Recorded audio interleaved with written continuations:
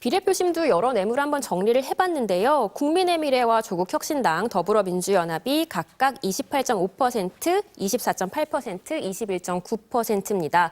조국혁신당에 대한 정당 지지가 10%대였으니까 지금 거의 2배가 훨씬 넘는 수준인 거죠. 훨씬 더 높습니다. 네. 정당 지지보다는. 그러니까 전반적으로 두 개의 위성정당 그리고 조국혁신당 이렇게 골고루 지금 표심이 나눠지고 있다 이렇게 봐야 되는 건데 국민의힘의 위성정당 그 국민의 미래 지지율은 좀 하락세가 보이네요. 맞습니다. 2월 중순에 30% 중반대까지 올랐다가 최근 20% 후반대까지 줄었습니다. 처음에 소개드렸던 윤석열 대통령 국정수행 긍정평가가 방향을 틀었던 그 시점과 같은 시점부터 하락세를 보이기 시작을 했는데요.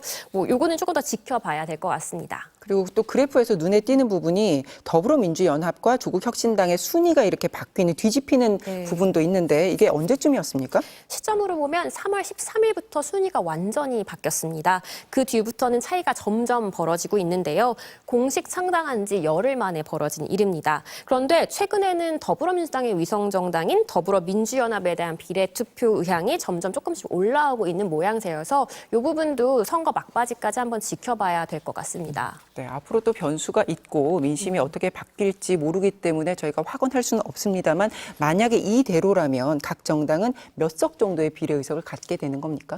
연동형이기 때문에 물론 위성정당이 나왔지만 연동형이기 때문에 지역구 의석에 따라서 한두 석 정도는 차이가 날 수 있습니다. 그렇지만 다만 오늘 여론 애물 기준으로 계산을 했을 때 국민의미래가 16석, 조국혁신당이 14석, 더불어민주연합이 12석이고요.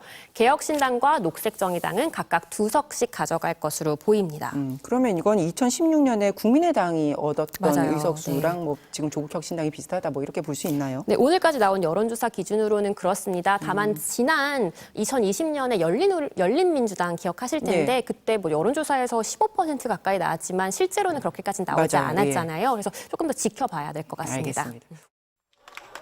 전통적인 민주당 강세 지역인 전북에서도 조국혁신당의 돌풍이 확인되고 있습니다. 전주 MBC 등 언론사사 합동 여론조사 비례정당 지지도를 보면 더불어민주연합과 조국혁신당의 양강구도로 나타났습니다. 특히 전주 지역에서의 강세가 두드러졌습니다.